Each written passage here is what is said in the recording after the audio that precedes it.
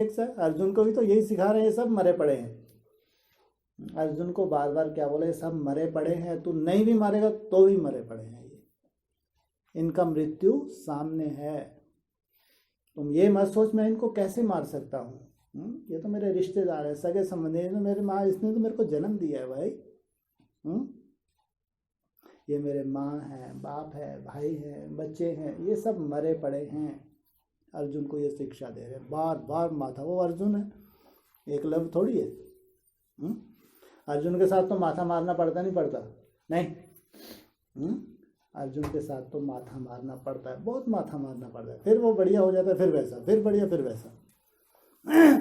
याद एक ही चीज दिलाई है बस उसको, कि जो तेरे अपने हैं ये नहीं है, ये अपने रहने नहीं है।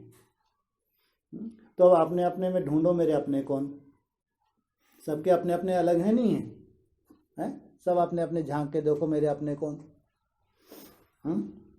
जो एक कुमार होगा वो क्या बोला, मेरे अपने कौन, माँ बाप। कुमार का तो यही संसार होता है, उसमें भी बाप पहले माँ पहले, माँ पहले जिसने जन्म दिया।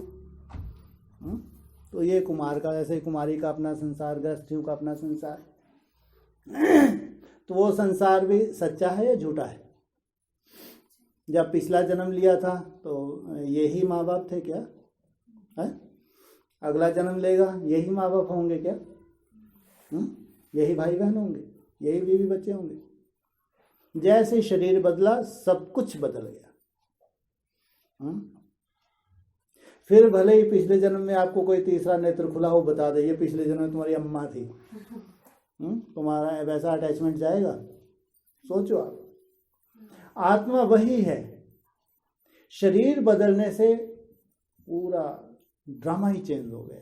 जबकि आत्मा ने स्नेह किया था, शरीर ने नहीं, क्योंकि शरीर के द्वारा।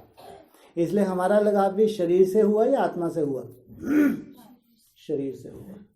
इसलिए जैसे वो शरीर छूटा, अगले जन्म में अगर आपने पहचान भी लिया तो भी आपका अटैचमेंट नहीं जाएगा, वैसा जा ही नहीं सकता जो उस चोले से था जिसके साथ आपका लगाव था।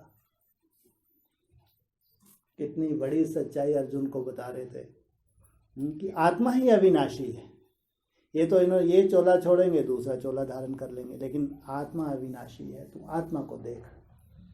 तो जब ये चिंतन होता है, जो कुछ भी आंखों से दिख रहा है ये पहले भी तुम्हारे नहीं थे, अब जब नया जन्म लोगे तब भी ये तुम्हारे नहीं रहेंगे। हर जन्म में नए संबंधी होते हैं, नए रिश्तेदार होते हैं, सब नए हो जाते हैं, वहीं लगाव लग जाता है। तो वो छोड़ने में उसको फिर परेशानी होगी, झटके से छोड़ सकता नहीं छोड़ सकता। अगर ज्ञानी तो आत्मा है तो एक झटके में छोड़ देगा। इतना ही तो फैसला करना होता है। तो वो अपने परिवार के नहीं होते, इसीलिए वो अपनी बात नहीं सुनते। कौन नहीं होते? जो लौकिक संबंध, लौकिक संबंध जो हमारे परिवार के हैं वो भी कहाँ सुनते हैं। वही तो बोल रही। हाँ, मैंने हम लोग को अपन कितना, बाबा ने मुरली में क्या बोला है, जो लौकिक संबंधी हैं ये तुम्हारी पिछली वंशावली है, लेकिन जो ब्राह्मण है ये हैं तुम्हारे जन्म जन्मांतर के साथी। तो हमारे सच्चे संबंधी कौन है, ये ब्राह्मण है या लौकिक वाले हैं? मुरली के महावाक्य हैं, नहीं तो तुम्हारे साथ बैठ के कंधे से कंधा मिला के पुरुषार्थ कर रहे होते। लेकिन ब्राह्मणों में तुम्हारे समान पुरुषार्थी हो, तो ये है तुम्हारे जन्म जन्मांतर के साथी, तुम्हारे साथ ट्रांसफर होने वाले। लौकिक के जिनके संस्कार ही नहीं हैं, जो आज बाप के बने ही नहीं हैं, वैसे पुरुषार्थ ही नहीं कर पा रहे, और तुम केवल देह अभिमान की वजह से तुम अपना मान के बैठे हो। जबकि बाबा ने बोला ये पिछली वंशावली है, ये तुम्हारे नहीं है। तुम्हारे होते तो तुम्हारे समान पुरुषार्थी होते, वैसी मेहनत करते। इसलिए सच्चे साथी तुम्हारा ये ब्राह्मण जो तुम्हारे साथ ट्रांसफर होने वाला है, ब्राह्मण फिर ये है जन्म जन्मांतर का तुम्हारा साथी। तो ये सच्चाई ही है।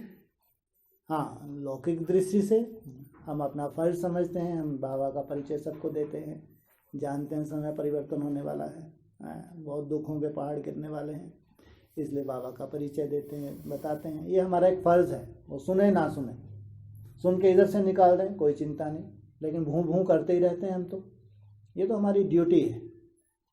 लेकिन अंदर से ये स्वीकारना चाहिए कि ये जन्म जन्मांतर के हमारे साथी नहीं है।